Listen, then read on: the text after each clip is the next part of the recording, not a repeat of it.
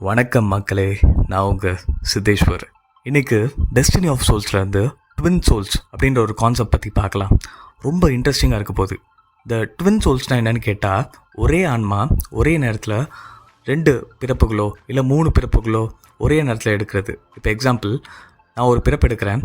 என்னோடய ஒரு பகுதியான ஆன்மா இங்கே இந்தியாவில் இருக்குது, இன்னொரு பகுதி அமெரிக்காவில் பிறப்பெடுத்துருக்கலாம், இன்னொரு பகுதி கொஞ்சம் ரிஸ்க் எடுத்து லண்டனில் பிறப்பெடுத்துக்கலான்னு வச்சுக்கோங்களேன். ஸோ இதே மாதிரி ஒரே ஆன்மா பல இடத்துல பிறவி எடுக்கிறதுக்கான சாத்தியக்கூறுகள் அதிகமாக இருக்குது. இதுதான் நிதர்சனம் அப்படின்னு நம்ம டாக்டர் ரிசர்ச்சில் கண்டுபிடிச்சிருக்காரு. ஒரு ஆன்மா அதோட ஆதியிலேருந்து, அதாவது அதோட முதல் பிறவியிலேருந்து இப்போ வரைக்கும் ஏதாவது ஒரு வாட்டியாச்சும் இந்த ரிஸ்க்கை கண்டிப்பாக எடுத்திருக்கோமா? இதையே ரிஸ்க்குன்னு நான் போக போக உங்களுக்கு சொல்கிறேன். நம்ம டாக்டர் என்ன சொல்கிறாருன்னா, ஒரு ஆன்மா பிளவுபடுவதில்லை, அதாவது சோல் டிவிஷன் இங்கே நடக்கிறதில்ல. அதுக்கு பதிலாக சோல் எக்ஸ்டென்ஷன், ஆன்மா விரிவடையுதே தவிர பிளவுபடலை. இங்கே ஏன் நான் விரிவடையுது அப்படின்னு சொல்கிறேன்னா, இப்போ ஒரு 2-3 பிறவி எடுக்கிறோன்னு வச்சுக்கோங்களேன். நம்ம ஆன்மா மொத்த எனர்ஜியும் கீழே தூக்கிட்டு வருதான்னு கேட்டால் கிடையாது. ஒரு பகுதி, அதாவது ஒரு 10% அந்த எனர்ஜியை மேலேயே தான் வச்சுட்டு வந்திருக்கோம். இப்போ ஒரு பகுதி மேலே இருக்குல்ல, நம்ம கீழே எடுத்துகிட்டு வர ஒவ்வொரு பகுதியும், எக்ஸாம்பிள், ஒரு பகுதி இந்தியாவுக்கு போகுது, இன்னொரு பகுதி அமெரிக்காவுக்கு போகுது, இன்னொன்று ஜப்பானுக்கு போகுது. அப்போ ஒவ்வொன்றத்தோட கேரக்டரும் மாறுபடுமான்னு கேட்டால் கிடையாது. காரணம், ஆதியிலேருந்து இப்போ வரைக்கும் அந்த ஆன்மா ஒரு விதமான ஷேப்பில் உருவாயிருக்கும். அதுக்குன்னு ஒரு சில குணாதிசயம் இருக்கும், அதுக்குன்னு ஒரு சில ஆன்ம வளர்ச்சின்றது இருக்கும். இது எத்தனை பிறவி எடுத்தாலும் மாறாது அப்படின்னு சொல்கிறாரு டாக்டர். அப்போ இந்த ஆன்ம உலகத்தில் இருக்கிற அந்த ஒரு பகுதி எப்படி கலங்கமே இல்லாமல் அந்த தன்மையில் இருக்குதோ, அதே மாதிரி தான் இங்கே கீழே பிறப்பெடுக்கிற சக்தியும் இருக்குமா. இப்போ நான் என்னோடய பாதி கூட கம்யூனிகேட் பண்ணலாமான்னு கேட்டால் எஸ், தாராளமாக பண்ணலாம். ஆனால் அங்கே மேலே இருக்கக்கூடிய அந்த பகுதி எந்த வித அசைவுமே இருக்காது. ஏன்னா அதோட எனர்ஜி ரொம்ப லோவாக இருக்கும். இங்கே லோவாக இருக்கோன்றனால சக்தியே இல்லாமல் இருக்குமான்னு கேட்டால் கிடையாது. நம்ம இங்கே கீழே இன்பம் துன்பம் அப்படின்னு சொல்லி பல அடிகள் வாங்கிட்டு இருக்கோம். ஆனால் அது அப்படி இல்லை. என்றுமே அன்பு மட்டுமே இருக்கக்கூடிய ஒரு கலங்கமற்ற இடத்துல இருக்குது. என்ன தான் கொஞ்சம் % தான் அதுக்கு எனர்ஜி இருந்தாலும் அதோட சக்தின்றது ரொம்ப அபரிமிதமாக இருக்கும். இதில் என்ன ஒரு பியூட்டினா, நம்மளுக்கு ரொம்ப விருப்பப்பட்டவங்க நமக்கு முன்னாடி ஒரு 40-50 வருஷத்துக்கு முன்னாடி இறந்துருக்கலாம். நம்ம மேலே போகும்போது என்ன தான் அவங்க மறுபிறவியே எடுத்திருந்தாலும் அவங்களோட ஒரு பகுதி இன்னும் மேலே தான் இருக்கும். அது நம்ம மேலே போகும்போது நம்மளை பார்க்குறதுக்கு வருமா? அவ்வளோ ஸ்ட்ரக்சர்டானது தான் ஒரு ஆன்ம உலகம். நீங்கள் கேட்கலாம், இந்த பகுதிகள்லாம் எடுத்துகிட்டு வரதை விட்டு ஏன் ஒரேடியாக 100% தூக்கிட்டு வந்துடலாம்ல அப்படின்னு ஒரு கேள்வி வரும்ல. எனக்கும் வந்தது. அப்படி ஒரு காலத்துலேயும் நடக்கவே நடக்காதான் அப்படின்னு சொல்கிறாரு நம்ம டாக்டர். ஏன்னா ஆன்மான்றது ஒரு அபரிமிதமான சக்தி. அதுலேருந்து வெறும் ஒரு பகுதியை கொண்டு வந்ததுக்கு மனித உடம்பு ஒரு நிமிஷத்தில் அப்படியே திக்குமுக்காடிடுமா. இதில் 100%லாம் கொண்டு வந்துட்டா கண்டிப்பாக உடல் தாங்கவே தாங்காது அப்படின்னு சொல்கிறாரு. இன்னும் நம்ம உடம்பு எவால்வ் ஆகலை அதுக்கு, அந்த சக்தியை தாங்கிறதுக்கு அப்படின்னு சொல்கிறாங்க. இப்போ ஒரு எக்ஸாம்பிள், ஒரு சர்க்கியூட்டில் இவ்வளோ கரண்ட் மட்டும்தான் கொடுக்கணும் அப்படின்னு இருக்குது. அதை தாண்டி அது கரண்ட் கொடுத்தா ஷார்ட் சர்க்கியூட் ஆகி அந்த சர்க்கியூட்டை வெடிஞ்சிரும். இப்போ நம்ம அப்பா அம்மா அப்படின்ற 2 பேர்கிட்ட இருந்து சில பயாலஜிக்கல் இன்ஃபர்மேஷன்ஸ் வரும். அந்த உடம்புக்குன்னு ஒரு கான்ஷியஸ் இருக்கும். இது கூட ஒரு கெமிக்கல் காம்போசிஷன் மாதிரி சேர்ந்து தான் அந்த ஆன்மாவானது வேலை பார்க்குது. அப்போ இதையும் நீங்கள் எதிர்கொள்ளணும், வாழ்க்கையில் இருக்கிற கஷ்டத்தையும் நீங்கள் எதிர்கொள்ளணும். அப்போ இதெல்லாம் ஒரு மாதிரி முட்டி மோதி வரும்போது அந்த ஸ்பிரிச்சுவல் க்ரோத் அங்கே நடக்குது. இது இல்லாமல் 100% நான் கொண்டு வரேன் அப்படின்னு சொன்னேன்னா, ஒரு மனுஷன் இந்த மாதிரி கஷ்டத்தெல்லாம் அனுபவிச்சிடவே கூடாது அப்படின்னு சொல்லி சில துன்பங்கள் இருக்கும்ல, அந்த துன்பங்களே வந்தாலும் போயா இதெல்லாம் ஒரு துன்பமா அப்படின்னு சொல்லிட்டு ஈஸியாக அதை எதிர்கொண்டு போயிடும். ஸோ அங்கே பிறப்பெடுத்ததுக்கான ஒரு அர்த்தமே இருக்காது, ஒரு பர்பஸே இருக்காது.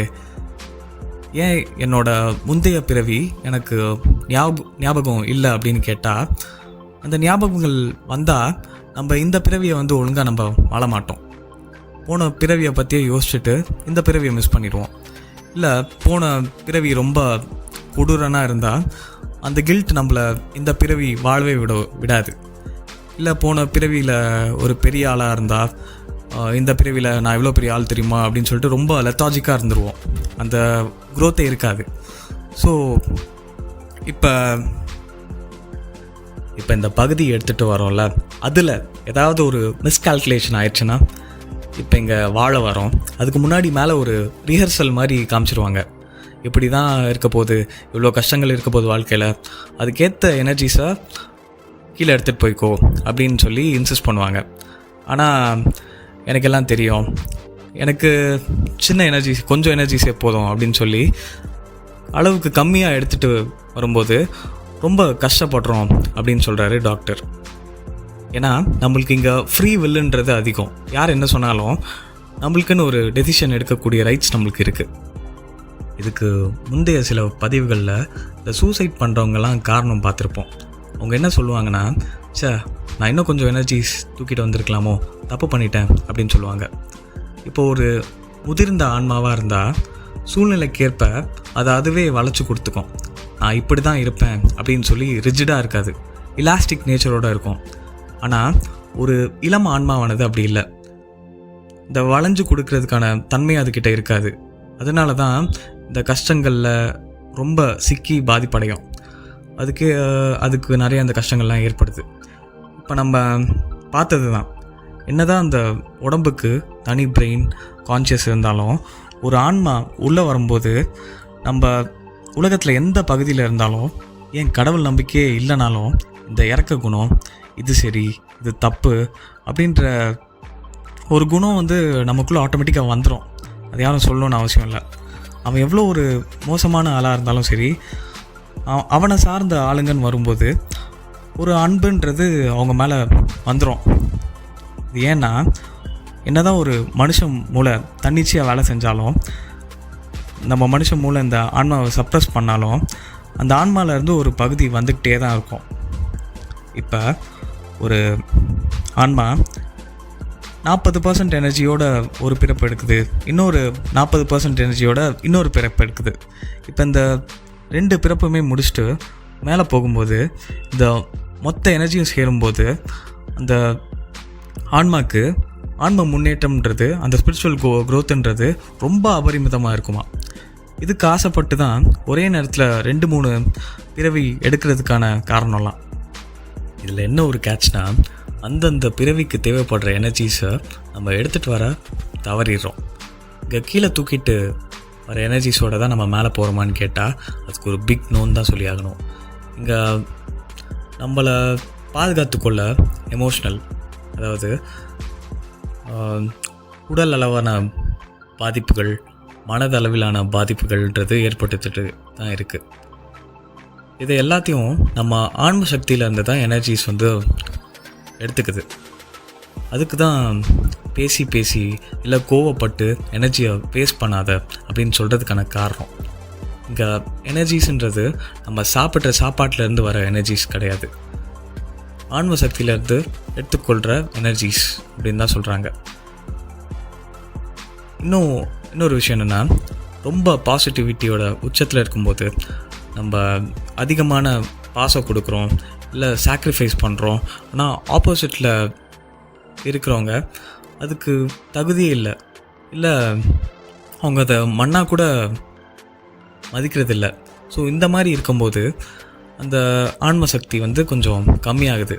இல்லை negative emotions, husband and wife சம்மந்தமே இல்லாமல் இஷ்டத்துக்கு திட்டிப்பாங்க, இல்லை அடுத்தவங்களை கண்ணு வைக்கிறது, இல்லை அடுத்தவங்க நம்ம மேலே கண்ணு வைக்கிறது, அம்மாவையோ குழந்தையோ தேவையில்லாமல் திட்டி தீக்கிறது, இது எல்லாமே இந்த ஆன்ம சக்தியை குறைக்கிறதுக்கான ஒரு சிறந்த வழி. அப்போ இதை எப்படி ரீகெயின் பண்ணுறதுன்னு பார்த்தா, ஒரே வழி நல்ல நிம்மதியான தூக்கம். அதுக்கு முன்னாடி நம்ம இந்த விழாக்கள் அப்போல்லாம் வந்து பெரியவங்கக்கிட்ட ஆசீர்வாதம் வாங்குவோம்ல, அந்த டைமில் அந்த பெரியவங்களோட எனர்ஜிஸ் நம்மளுக்கு வந்தால் அவங்களோட எனர்ஜி குறையுமான்னு கேட்டால் ஆமாம் குறையும். ஆனால் அது வந்து ஒரு கட்டத்துக்கு மேலே ரீகெயின் ஆயிரும் ஈஸியாக. ஸோ தூங்குறது மட்டும்தான் ஒரே வழி. ஏன்னா நம்ம நல்லா அசந்து தூங்கும்போது தான் நம்மளோட ஒரு பகுதி ஆன்மா வந்து நம்ம உடல்லேருந்து வெளியில் போய் நம்ம ஸ்பிரிச்சுவல் கைடை மீட் பண்ணிட்டு வந்து அதோட எனர்ஜிஸை கொஞ்சம் பூஸ்ட் பண்ணிக்கும். ஆனால் ஒன்ஸ் அந்த உடம்புல இருக்கிற ஒரு பார்ட் ஆஃப் த எனர்ஜி ஆடிடுச்சுன்னா, தூக்கமே இல்லாமல் இருந்தால், அந்த எனர்ஜி ரீகெயின் பண்ண நம்ம அதுக்கு டைமே கொடுக்க மாட்டேங்கிறோம். ஸோ திருப்பி அந்த பழைய எனர்ஜியோட அப்படியே இருக்கிறோம். ஸோ இதனால தான் கொஞ்சம் மந்தமாக இருக்குது நம்மளுக்கு. ஸோ இதனால தான் நம்ம தூங்கி எழுந்திரிச்சோடனே நம்மளுக்கு ஃப்ரெஷ்ஷாக ஃபீல் பண்ணுறோம். இன்னொன்று, முதிர்ந்த ஆன்மாக்கள் வெறும் 25% எனர்ஜி மட்டும்தான் கீழே கொண்டு வருவாங்களாம். ஆனால் கொஞ்சம் இந்த புது சோல்ஸ்லாம் ஒரு 40% அதுக்கு மேலே தான் வந்து கொண்டு வருவாங்களாம். இப்போ நம்ம தூங்கும்போது ஒரு பகுதி மேலே போகுதுன்னு சொல்கிறேன்ல.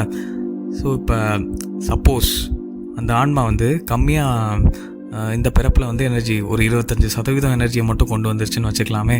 இப்போ அப்படி தூக்கத்தில் மேலே போகும்போது அதால் சமாளிக்கவே முடியலன்னா வாழ்க்கையை, எக்ஸ்ட்ரா மேலே இருக்குல்ல இன்னொரு பார்ட் ஆஃப் எனர்ஜி, அதுலேருந்து ஒரு 40% கீழே தூக்கிட்டு வர முடியுமான்னு கேட்டால் அப்படிலாம் முடியவே முடியாதான். ஏன்னா எந்த ஒரு எனர்ஜியோட நம்ம அந்த பிறப்பு எடுத்திருக்கோமோ அந்த எனர்ஜியோட தான் கடைசி வரைக்கும் இருந்துட்டு வர முடியுமா. எக்ஸ்ட்ராவெல்லாம் ஆட் பண்ண முடியாதான். எனர்ஜியை பூஸ்ட் பண்ணிக்கலாமே தவிர எக்ஸ்ட்ராவெல்லாம் ஆட் பண்ண முடியாதான். ஏன்னா நம்ம மூளையோ ஆர்கன்ஸோ அந்த எனர்ஜிக்கு ஏற்ற மாதிரி தான் டியூன் ஆகிருக்கும். அந்த எனர்ஜிக்குன்னு ஒரு ஃப்ரீக்வன்சி இருக்கும். அதனால தான் அதை வச்சு தான் நம்ம உடம்புன்றது வேலை பார்த்துட்ருக்கோம். ஸோ அந்த மாதிரி எக்ஸ்ட்ரா எனர்ஜிஸ் எல்லாம் தூக்கிட்டு வர முடியாதான். இந்த ட்வின் சோல்ஸுன்ற கான்செப்ட் ரொம்ப ஃப்ரீக்வெண்ட்டாக நடைபெறுமா அப்படின்னு கேட்டால் கிடையாதுன்னு தான் சொல்லி ஆகணும். ஏன்னா இப்போ எக்ஸாம்பிள், ஒரு ஆன்மா 2 பகுதியில் பிறப்பு எடுக்குது. முதல் பகுதியில் எடுத்த பிறவி வந்து ஒரு மாதிரி ரொம்ப ஸ்மூத்தாக போய் முடிஞ்சிருச்சு. ஆனால் 2வது பிறவி வாழ்க்கை ரொம்ப அதை போட்டு வாட்டி எடுத்துருச்சு. அதுக்கான தேவையான எனர்ஜியே அதுக்கிட்ட இல்லை, போதும்னு ஆயிடுச்சு. ஸோ அப்படி இருக்கிறப்ப ஃபஸ்ட்டு பார்ட் இறந்தோடனே ஈஸியாக மேலே போயிடும். ஆனால் இந்த 2வது பிறவி எடுத்துச்சுல, அது வந்து மேலே போகிறதுக்கு கொஞ்சம் டைம் ஆகுமா. ஏன்னா இந்த கிளென்சிங் ப்ராசஸ்லாம் முடிச்சுட்டு அதுக்கு அவ்வளோ நெகட்டிவ் எமோஷன்ஸ் எனர்ஜிஸ் இருக்குமா, அது எல்லாத்தையும் க்ளீன் பண்ணிவிட்டு மேலே போக ரொம்ப டைம் எடுக்குமா. ஆல்மோஸ்ட் இந்த 2 பிறவி எடுக்கிற எல்லாருமே இந்த நிலைமை தானா, இதே தான் சொல்கிறாங்களாம். திரும்பி வந்து நான் இந்த 2-3 பிறவிலாம் எடுக்கவே மாட்டேன், எடுத்தால் 1 மட்டும் தான் எடுப்பேன் அப்படின்னு சொல்லிட்டு என்ன பெரிய ஆளுங்கனாலும் இதை தான் சொல்லிட்டு இருக்காங்களாம். ஸோ இதுதான் வந்து இன்றைக்கான வீடியோ. கண்டிப்பாக இன்ட்ரெஸ்டிங்காக இருக்கும்னு நம்புகிறேன். அடுத்த வீடியோவில் உங்களை சந்திக்கிற வரைக்கும் நன்றி. இந்த ட்வின் சோல்ஸ் அப்படின்ற கான்செப்ட் ரொம்ப ஃப்ரீக்வெண்ட்டாக இருக்குமான்னு கேட்டால் இல்லைன்னு தான் சொல்லி ஆகணும். ஏன்னா எக்ஸாம்பிள், இப்போ ஒரு ஆன்மா 2 பிறவி எடுக்குது ஒரே நேரத்தில். ஒரு பிறவி நல்லா ஸ்மூத்தாக போயிடுச்சு. ஆனால் இன்னொரு பிறவி வாழ்க்கை போட்டு ரொம்ப வறுத்தெடுத்துருச்சு. 2ம் இறந்து மேலே போகும்போது அந்த ஃபஸ்ட்டு பிறவி எடுத்தது ஈஸியாக மேலே போயிடும். ஆனால் அந்த செகண்ட் எடுத்தது மேலே போகிறதுக்கு வந்து கொஞ்சம் டைம் ஆகும். ஏன்னா அதுக்கு அவ்வளோ நெகட்டிவ் எமோஷன்ஸ் இருக்கும் அந்த வாழ்க்கை வருட்டி எடுத்ததுனால. ஸோ அந்த கிளென்சிங் ப்ராசஸ் இதெல்லாம் முடிச்சுட்டு போக வந்து கொஞ்சம் ரொம்ப அதிகமாகவே டைம் எடுக்குமா. ஆல்மோஸ்ட் 2 பிறவி இல்லை 3 பிறவி எடுத்த எல்லாருக்குமே இதே நிலைமை தானா. திரும்பி இப்படி ஒரு 2 பிறவி 3 பிறவிலாம் எடுக்கவே மாட்டேன் அப்படின்ற அளவுக்கு போயிடுவாங்களாம். வெறும் ஒரு பிறவி மட்டும்தான் எடுப்பேன் அப்படின்லாம் போயிடுவாங்களாம். ஸோ இதுதான் வந்து இன்றைக்கான வீடியோ. ரொம்பவே இன்ட்ரெஸ்டிங்காக இருந்திருக்கும்னு நம்புகிறேன். அடுத்த பதிவில் உங்களை சந்திக்கிற வரைக்கும் நன்றி.